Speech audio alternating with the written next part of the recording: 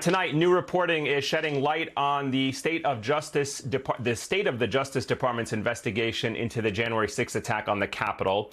The Washington Post is reporting tonight, quote, copies of two subpoenas issued to Republican state senators from Arizona were actually released Monday via a public records request, confirming what has been previously reported about the June demands for records related to the signing or mailing of any document purporting to be a certificate certifying elector votes in favor of Donald J. Trump and or Michael R. Pence. The subpoenas issued to Karen Fann, president of the Arizona Senate, and Senator Kelly Townsend also seek communications relating to any effort, plan, or attempt to serve as an elector in favor of then president and then vice president. That's not all the news that is coming out tonight from the DOJ's investigation. NBC News is reporting that Mark Short, the vice president to the vice president's former chief of staff, Mike Pence's former chief of staff, appeared last week under subpoena before a Washington, D.C. federal grand jury investigating the January 6th attack on the Capitol. The Wall Street Journal adds that Greg Jacob, Pence's legal counsel, also appeared before the grand jury. And the Journal reports that Jacob told the grand jury, quote, during that meeting on the 4th, I think I raised the problem that both of Mr. Eastman's proposals would violate several provisions of the Electoral Count Act. Mr. Eastman acknowledged that that was the case, that even what he viewed as the more politically palatable option would violate several provisions. Both Jacob and Short's grand jury appearances indicate that the Department of Justice's investigation has actually now gone beyond the Capitol rioters to include perhaps people involved in the so-called fake elector scheme. Meanwhile, the January 6th committee may be done with their summer season of public hearings, but we certainly got proof today that their investigation is far from over. It is still very much ongoing. And let me explain that for a moment. At last week's hearing, the committee released these never-before-seen outtakes of Donald Trump struggling to make it through a speech on January the 7th, the day after the riot.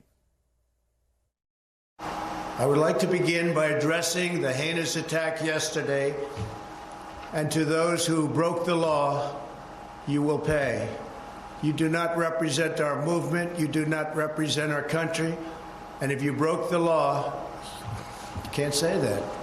I already said you will pay. The demonstrators who infiltrated the Capitol have defied the seat of justice. It's defiled, right? See, I can't see it very well. Okay, I'll do this. I'm going to do this. Let's go. But this election is now over. Congress has certified the results. I don't want to say the election's over. I just want to say Congress has certified the results without saying the election's over, okay?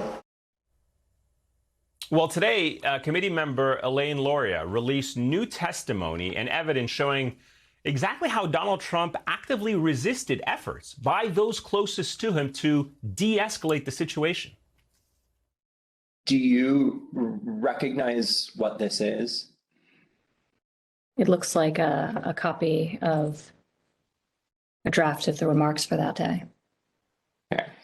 And as you can see throughout the document, there are lines crossed out. There are there's some words added in. Do you recognize the handwriting? It looks like my father's handwriting. In my view, he needed to express very clearly that the people who committed violent acts, went into the Capitol, did what they did,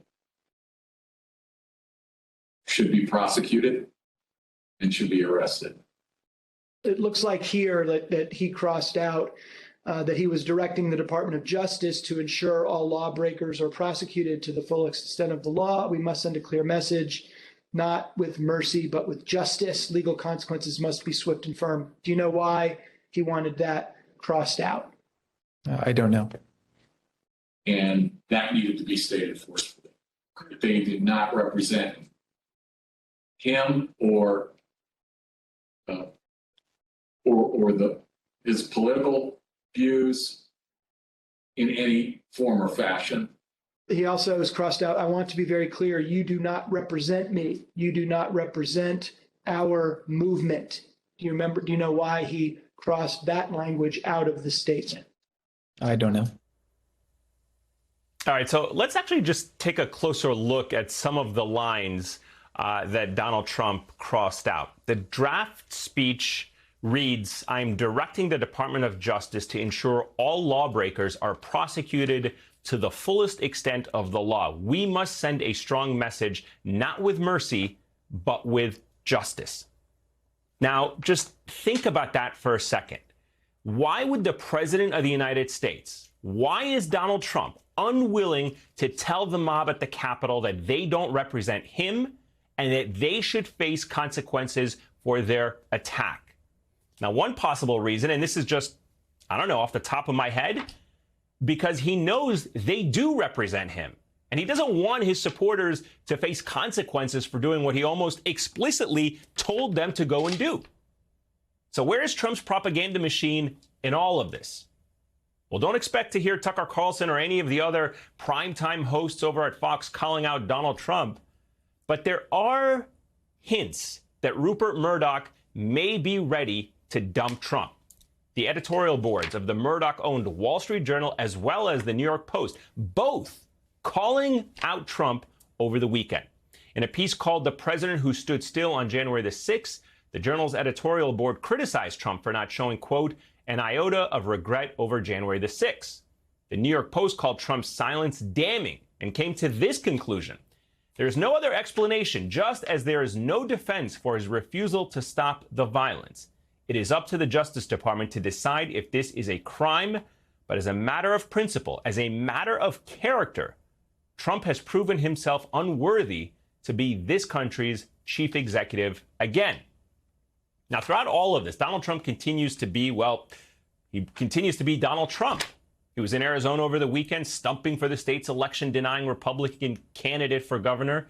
And of course, making himself out to be the real victim of January the 6th. If I renounced my beliefs, and if I agreed to stay silent, and if I stayed home and took it easy, if I announced that I was not going to run any longer for political office, the persecution of Donald Trump would immediately stop. You know that, right? Immediately stop. They would go on to the next victim. It is not clear at all tonight that Donald Trump will be able to wriggle out of this one. We'll see, though.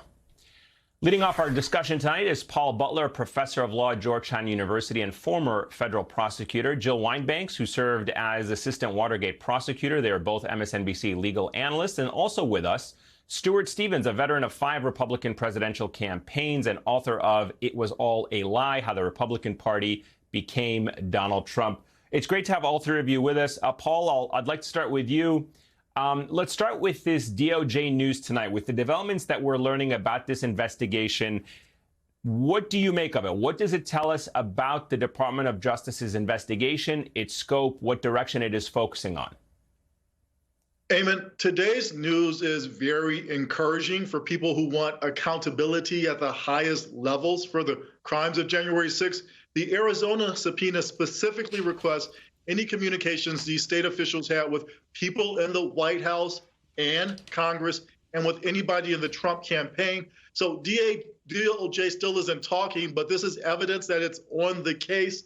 Listen, Merrick Garland's silence isn't just about Donald Trump. As an institution, DOJ is always extremely non-transparent about its criminal investigations unless and until it brings charges. So even if the Justice Department was going to prosecute Donald Trump next week, we wouldn't necessarily know that today. But what these developments suggest is that the federal investigation has expanded beyond the violence in the Capitol on January 6th to include the conspiracy to keep Trump in office by any means necessary. And the guy at the top of that criminal conspiracy is Donald Trump. Jill, to pick up on the point that Paul was mentioning, obviously the investigation so far around January the 6th has focused on the violence, the physical attack on the Capitol itself. But what we are learning today, or at least certainly learning about not just today, but over the most recent reporting, is that the Department of Justice now is looking towards the top, as Paul was suggesting there. The Arizona subpoenas, they actually want communication from these officials in Arizona with anyone who was part of the Trump orbit. And some of the names included Giuliani, John Eastman, various members of Trump's inner circle that were part of this alleged scheme. Eamon, it also shows that this is no longer just limited to January 6th. This is now an investigation of the entire conspiracy to take down the results of the election, to interfere with democracy. It is the first time that we've seen real evidence of that. And it's something that I've said from the very beginning, is that I was worried that justice was not involved because we weren't hearing things like this leak. We didn't hear about subpoenas being issued. Now we have the subpoenas, and now we can see how high up it is aiming and to the scope, so that it isn't just the violence, it's the fake elector scheme. And then we'll start seeing all the other elements of the campaign that was underway to basically keep Donald Trump in power despite having lost a fair election where there was no fraud, and he knew there was no fraud. So this is really, I think, good news for everybody who has been worried about accountability and preventing a recurrence of this, either by Donald Trump or some other wrongdoing incumbent of the White House in the future. So this is very good news for democracy. Stuart, as the political expert here on the panel, you look at somebody like Donald Trump, who has survived and thrived because of the media ecosystem that he was able to cultivate. What is your reaction to two Murdoch-owned media outlets who have been, quite frankly, very friendly to Donald Trump from his pre-election to his post-election days, now putting Trump on blast after last week's hearing? It will be interesting to see if this is followed by other Republicans. I'm unaware of any leading Republican, except for those that are known as anti-Trump people, who have said that they would not support Donald Trump if he was the nominee of the party. And there's really two dividing lines here, it seems to me. One is, will you support Trump if he's the nominee? The obvious answer should be no. Two, will you assert that Donald Trump lost a free and fair election? If you don't assert that, then you don't believe that we live in a democracy. And as far as I know, no contender, no names that we've seen of anybody running for president in 2024 on the Republican side is willing to assert that Donald Trump lost a fair election. Paul, we know that the committee is investigating the deleted Secret Service text messages from January the 6th. Vice Chair Liz Cheney promised that the committee would, quote, get to the bottom of that. We know that they're going to resume some of these public hearings perhaps later in the fall, as early as September. What are they looking for over the coming weeks as the investigation continues and really zeroes in on not just the missing text, but missing records, phone records from inside the White House, no pictures taken from the president when he was in that dining room in those 187 minutes around January the 6th? Yeah, Eamon, when I was working public corruption cases as a trial attorney with the Justice Department, we had to write a prosecution memo before we charged a defendant, and that made the case for charges to the people in the front office, like the Attorney General and the Deputy Attorney General. I expect that the report that the House panel will release will look like a prosecution memo. The Congress people on the panel, like Chairman Thompson, Vice Chair Cheney, they're the public face of the House investigation, but they have a staff that includes many prosecutors and investigators. And I think the report is going to be a roadmap to winning a criminal conviction against Donald Trump. It will be very difficult for Merrick Garland to ignore that. So I think we've heard from all of the witnesses that we need to hear from. There doesn't mean that there won't be more salacious allegations against Donald Trump. But at this point, the object is to get the ball firmly in Merrick Garland's court. Jill, one of the things we learned in the January 6th committee's investigation had to do with Ginny Thomas. She's the conservative activist, the wife of conservative Supreme Court Justice Clarence Thomas. I actually want to play for you and our viewers what one of the committee members, Adam Kinzinger, told my colleague Andrea Mitchell earlier today. Ginny Thomas started out as kind of uninterest. We had a few pieces of of evidence that we had seen, and then it just grew, particularly with some of the Eastman memos and those conversations, reaching out to state electors. We want to have a voluntary conversation. You know, just come on in. She said, I think somewhere in the media, that she was eager to talk to the committee. That's it. Come in, let's talk. If we need a subpoena, we will, but we prefer, obviously, to just find out what she knows. So Kinzinger wasn't the only member of the committee to mention Thomas over the past couple of days, Jill. Are they trying to send her a message when they go on public TV like this and make those statements? I think they are, and I think she has heard it. I think that she's not going to come in voluntarily, and they are going to have to subpoena her. And I have to say, there is no reason not to use a subpoena. She is a private citizen. She is not her husband. She is an independent, active woman on her own and has done whatever she did on her own. And she's long been a right-wing activist. And she has to come in as any other member of the group that was involved in planning or paying or communicating as she did. We know that she sent messages urging certain actions. She had more entree, possibly because of her relationship to Thomas, but she should be subpoenaed and she should come in and testify. No privilege for her.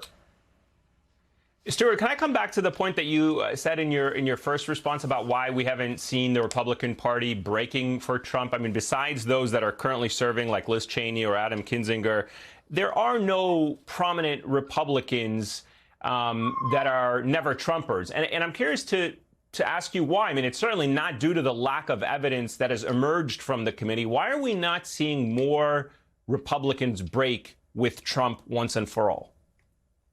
I think it's pretty clear.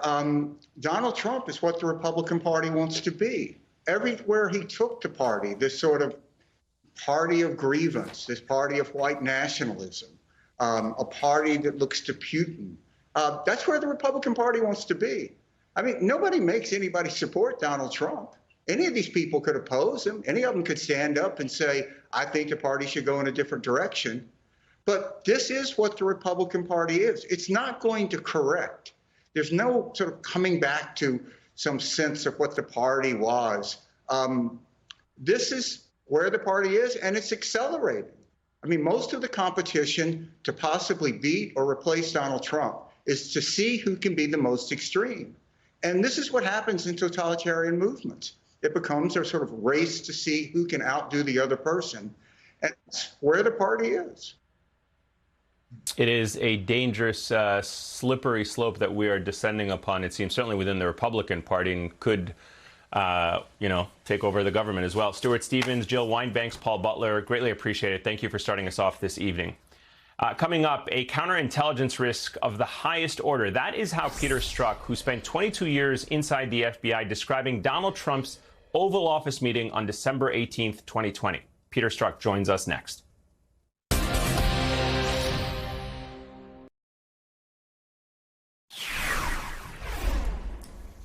In the course of the January 6th committee hearings so far, we have learned about a heated meeting that took place in the White House on December 18th, 2020, between members of the Trump White House's Team Crazy and Team Normal. The overstock person, I've never knew who this guy was. I don't think any of these people were providing the president with good advice. And so I didn't understand how they had gotten in. I'm going to categorically describe it as, you guys are not tough enough. Or maybe I put it another way, you're a bunch of Flynn screamed at me that I was a quitter and everything, kept on standing up and turning around and screaming at me. And at a certain point, I had it with him. So I yelled back, either come over or sit your effing ass back down. Cassidy Hutchinson called the meeting, quote, unhinged. But my next guest, Peter Strzok, the former FBI agent who earned Donald Trump's fury during the Mueller investigation, is actually calling it something else. He says it is, quote, a counterintelligence risk of the highest order.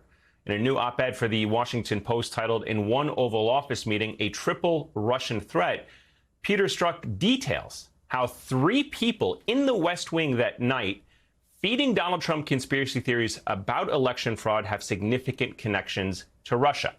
First off, Rudy Giuliani, known to have interacted with Russian intelligence agents during trips to Ukraine and was considered by U.S. intelligence at one point to be a target of a Russian disinformation operation. Of course, there was Michael Flynn. He was paid $45,000 by Russian state TV to speak at a gala in Moscow where he literally sat next to Russian President Vladimir Putin. And of course, he was convicted of lying to the FBI over conversations he had with a Russian ambassador. Patrick Byrne, the former CEO of Overstock, well, he dated Maria Butina. And if that name sounds familiar to you, it is because Maria Butina was the accused Russian spy who pleaded guilty to conspiring to infiltrate conservative U.S. political groups like the NRA and the Republican Party. Await, Maria Butina received a hero's welcome when she was deported back to Russia. Now, as Peter Strzok writes, quote, at a moment of grave national peril for the United States, this was an astonishing intelligence achievement for Russia. Joining me now is Peter Strzok, adjunct professor at Georgetown University School of Foreign Service and a former deputy of the FBI's Counterintelligence Division. He is the author of Compromised, Counterintelligence, and the Threat of Donald J. Trump. Peter, it's great to have you with us. Thanks for making time for us tonight. I want to pick up more on your op-ed. In it, you clearly state, do I think any of the 3 men who graced the December 18th meeting are recruited Russian agents? No, but at a certain level, it doesn't matter. Explain what you mean by that. Yeah, absolutely. So I think for any intelligence service, whether it's Russia's, China's, ours, or anybody else, there is no greater priority than to gather intelligence and information about the leader of a foreign nation. So in this case, the presidency of the United States. Now, typically, the president himself and his immediate advisors are hard targets to get to. They're difficult to get people next to and get information. But what you absolutely can do is rely on people who have access. Now, historically, the Oval Office, getting next to the president is an extraordinarily difficult job. And in most cases, intelligence agencies aren't going to use people that you traditionally think of as a spy, somebody that is, they know they're working for a foreign intelligence service, they're communicating clandestinely, they're getting tasking, they're reporting back, they may be getting paid. In most cases, intelligence agencies don't use people like that. They much more rely on folks who they have a relationship with, whether it's through a friendship or a business association. And these informal sort of contacts, they use access agents to get exactly the kind of contact that you would want and that we saw in this December 18th meeting. But what sets this apart is this wasn't some, academic meeting at a think tank somewhere. This wasn't a business conference. This was a tiny little group in the Oval Office. Yeah, and perhaps one of the most important in the attempt to overturn the election. And to the broader picture of his connection to Russia, Peter, Trump, we all saw it. The world saw it. Trump welcomed Russia's interference in the 2016 election to help his campaign. He was impeached the first time for a scheme involving pro-Russian Ukrainians to try and smear Joe Biden's campaign. How much more concerning is it when you factor in the totality, the whole picture of Trump's history with Russia? Well, I think it's extraordinarily concerning. I mean, there has been, the entire first volume of the Mueller report talks about Trump and those around him, their connections to Russia. The Senate Intelligence Committee put out an entire report also looking at these investigations. I've written a book. Many folks have talked about it. But what is particularly concerning is at this meeting, and again, recall just what was discussed at that meeting. There was this small group that was talking about invoking martial law. They were talking about using the National Guard or other armed elements of the U.S. government to seize voting machines. They were discussing things that were so against the concepts of our democracy, of the vote for our president, that it was extraordinary in terms of its threat to the nation. And again, you have all these people who have direct connections to Russian agents, to convicted Russian agents, to sanctioned Russian agents. And to have that many connections in such a small group, I mean, it's unprecedented. It's extraordinary. And the fact of the matter is these folks are still out maintaining that, Trump was the rightful winner of the 2020 election, trying to undermine confidence in not only the 2020 election, but in elections to come. And so this isn't a past threat. These are things that are still going on and that as we go to the midterms and the next presidential election loom quite large. Oh, yeah, absolutely. Couldn't agree with you more on that one. Peter Strzok, thank you so much for joining us tonight. Greatly appreciate your insights, as always. Up next, the Senate is closing to reach a deal on updating the Electoral Count Act to clarify how electoral count votes are counted and certified. But there are some experts, including Mark Elias, who are raising a red flag about the powers that could go to Republican governors in all of this. Katie Hobbs, who's actually running to be a governor in Arizona, and former voting rights lawyer Colin Allred will join us to break that down next.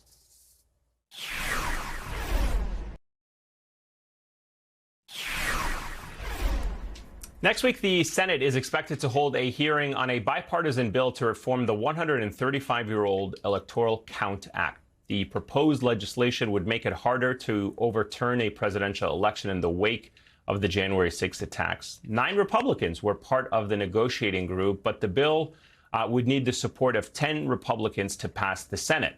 Democratic Senator Ben Cardin of Maryland, a co-sponsor of the bill, actually said this about the bill's prospects. We have bipartisan support. We think we have enough support to pass this bill. We've already talked to our colleagues in the House, and I think they're ready to take it up as soon as we pass it in the Senate. So we do hope that this bill would be enacted prior to the November elections. Now, this bill comes as many Republican candidates for governor are running on Donald Trump's election lie, which should be concerning considering that one of the measures that's actually in the bill requires that each governor, quote, issues a certificate of ascertainment of appointment of electors that shall be treated as conclusive. So think about it like this. If election deniers like Doug Mastriano of Pennsylvania or Carrie Lake of Arizona win in their respective states, they could have the authority to certify the Republican candidate as the winner of a presidential election in their states, even if that candidate actually lost the vote. Now, voting rights attorney Mark Elias voiced his concern for this measure, writing in part, quote, "The new bill fails to provide any legal standard for a court to use to overturn a governor's conclusive certification. A court will be left to wonder what standard, if any, is appropriate to overturn and a determination by the governor that federal law says is conclusive." Joining us now is Arizona's Secretary of State, Katie Hobbs. She is running as a Democrat to be the next governor of Arizona. Madam Secretary, thank you so much for joining us. As Arizona's Secretary of State, you watched many Republicans in your state and really around the country try to overturn the election results there. Would you trust a Republican governor to do the right thing in 2024 if they were in power?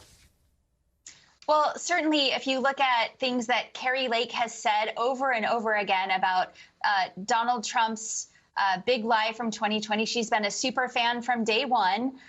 And what she's saying now about the 2024 election, she's refused to say whether or not she would certify those results. And so this is very concerning. I think the Reform Act is an important first step, but clearly we need to do more.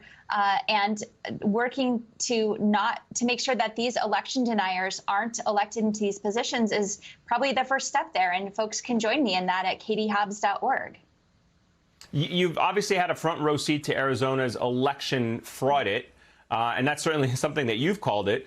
What changes would you like to see made to the Electoral Count Act based on what you have witnessed up front to ensure the integrity of the vote in states like Arizona and elsewhere across the country? Well, as I said, I think the act is a very good first step, but I share Mark Elias's concerns about it and the loopholes that it's leaving. And so what's clear across the country and in Arizona, where you have folks like Carrie Lake running, is that democracy is on the ballot. And we need to ensure that we're working to elect governors who will uphold the will of the voters rather than uphold the will of a former president who doesn't like the outcome of the result. Yeah, this is going to be a very important bill to keep an eye on to see if it goes one step further, even if this one or this version of it passes. Arizona Secretary of State Katie Hobbs, thank you so much for joining us this evening. I greatly appreciate it. Thank you. And joining me now is Democratic Congressman Colin Allred of Texas. He's a former voting rights attorney. Mark Elias's criticism of the Electoral Count Act reforms is that the bill would empower big lie governors, Colin, and he argues in part in its current form, it is not ready for enactment. You are a voting rights lawyer, voting rights expert. Do you agree with that assessment? Well, I also have some issues with the judicial review section of it. So I do think that it needs to have some tweaking. But to Katie's point, the most important thing we could do, Eamon, is to make sure these folks don't become governors. Because at any point in the system, wherever power is aggregated in the hands of people who will try to overturn an election, that's very difficult to legislate your way out of. Because at some point, somebody is going to have to certify or be a voice that's going to send on these electors to us in Congress for the final certification. And so the best thing to do would obviously be keep them out. But yes, I have some issues with the legislation as I've seen it. And I've worked with Mark. I know that if he's raising this point, it's for a good reason.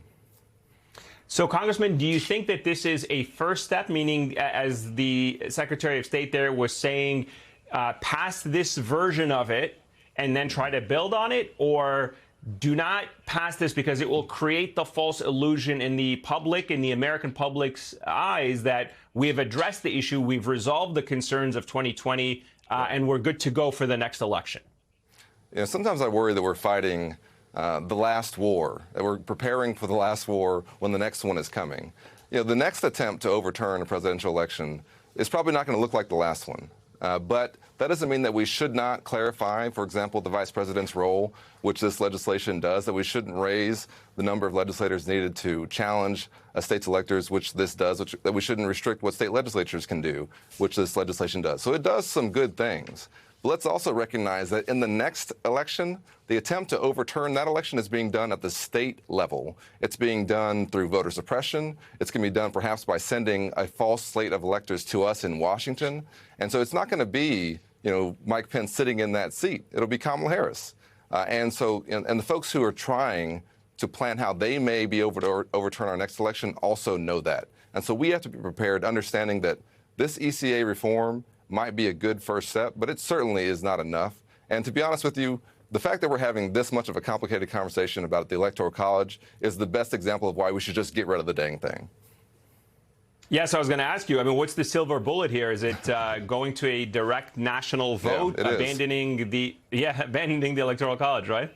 Yeah, the fact that as a voting rights lawyer, I could not walk you through every step of what's happened for the certification of an election, or that I need to, gather with some of my colleagues. I actually was talking to Jamie Raskin on the phone before I spoke with you. We were going through some of this and trying to game plan it out, how it worked. The fact that we're having to put our heads together just to figure out what we're going to need to do shows you that it's overly and unnecessarily complicated. We should be electing the president the way we do a senator or a member of Congress. Whoever gets the most votes should win. Yeah, he's a constitutional lawyer. You're a voting rights lawyer, two of the smartest minds in Congress. If you guys can't figure out, I'm pretty sure the rest of us here, laymen, are not going to be able to figure out. Let me ask you really quickly, though, just about the threat that you are talking about, the future election. Yeah. Where do you think that big threat is? When you look at the totality of our system right now, the suppression of voting rights in some states like Georgia, the attempt to perhaps have this loophole in the Electoral Reform Act, where do you see the biggest vulnerability in our system? Yeah. Jamie and I have talked about this. I've talked about this with some of my colleagues. I think there's a very high chance that we may have at least one state send a false slate of electors. And, you can talk about how is that false slate going to be derived? Is it going to be derived from throwing out a certain number of votes, whatever it takes? And that's what President Trump called the Secretary of State in Georgia and asked him to do. He wouldn't do it, but maybe someone else would. Or is it going to be by suppressing the vote? Or is it just going to be, as we are worried about in this legislation we're talking about, a governor just certifying a false slate? And then the problem we have is that whenever you make it more difficult to deal with a false slate, you also open the door for them to do that, and for us to be more have a harder time at the congressional level to then say this slate shouldn't be accepted, right? And so this is the point that I come back to, which is that the most important thing we can do as not just Democrats, but as Americans, is to make sure that we don't elect these people to office who don't believe in your democracy, and that you take this election as seriously and understanding that it's the most important election in American history is this next one and the one after that. Because there is a concentrated effort that is going on that we saw culminate on January 6th, but that has continued and it has transformed and changed now into a legislative effort at the state level to try and make sure that your will is not reflected in the outcome of the next election, the next presidential election. We can stop that, though, by doing well in this election, doing well in the next election, electing people of high character who won't do these things. Yeah, I mean, it has to be a litmus test for anyone running that you actually believe in American democracy and not try to overturn it after the ballot. Congressman Colin Allred, thank you so much. It's a pleasure, as always. Good to see you. Thanks, Eamon. Up next, Democrats are working furiously to pass laws protecting American rights after the Supreme Court took away the constitutional right to an abortion. Senator Tammy Baldwin is fighting to get same-sex marriage passed in the Senate. She joins us next.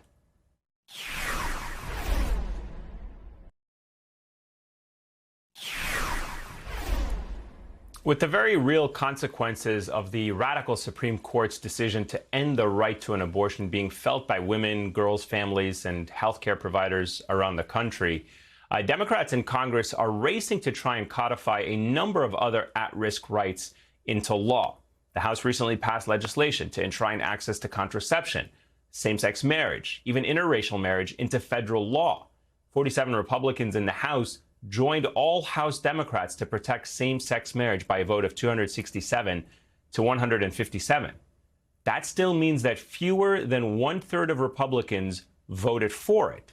And despite the fact that marriage equality has been law of the land since 2015, Justice Clarence Thomas said the court should reconsider all of this court's substantive due process precedents, including Griswold, Lawrence, and Obergefell.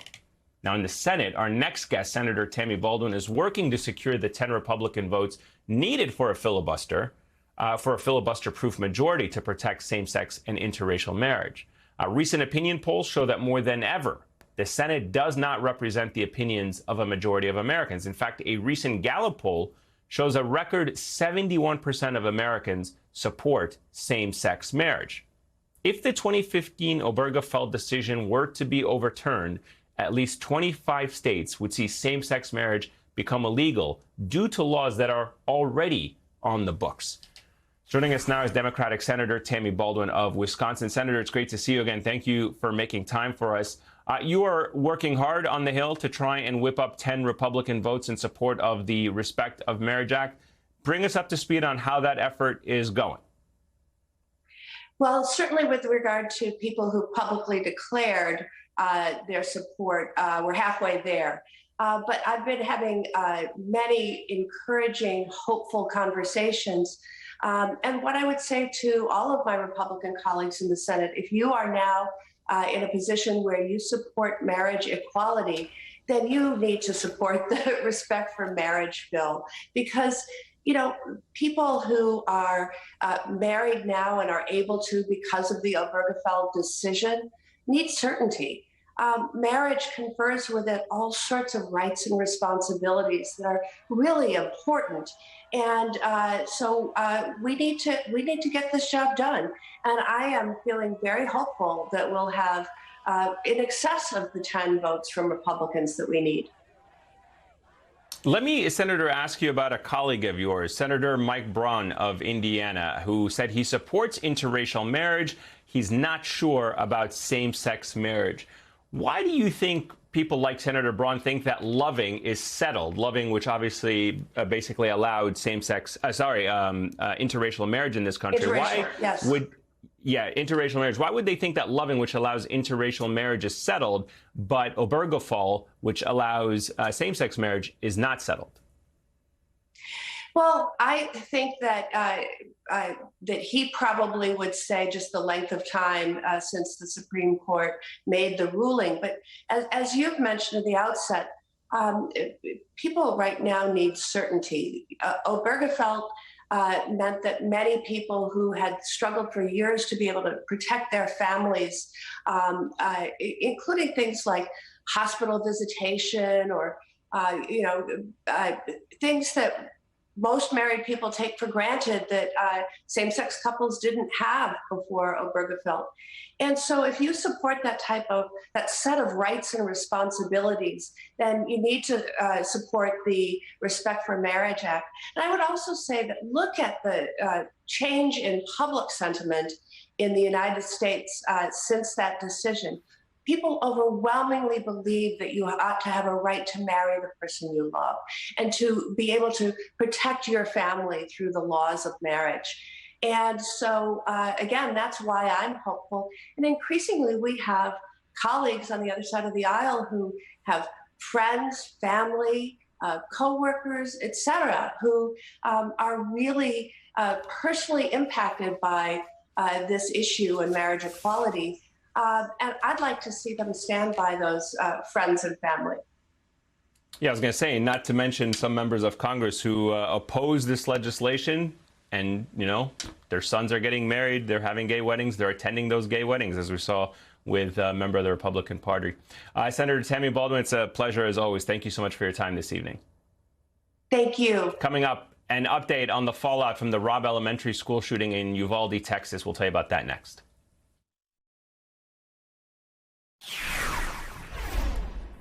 There is news from Uvalde, Texas tonight. NBC News has confirmed that Robb Elementary School principal Mandy Gutierrez has been placed on paid administrative leave. She is the second official to be placed on leave after the massacre that left 19 children and 2 teachers dead. School District Police Chief Pete Arredondo has been on unpaid leave since June 22nd. A meeting to determine his future, which was scheduled to take place this past Saturday, has been delayed. Uvalde school officials have not confirmed when that meeting will be rescheduled. Yesterday marked 2 months since that mass murder. That is tonight's Last Word. I'm Ayman Mohyeldin. Thanks for watching. The 11th Hour with Stephanie Ruhle starts right now.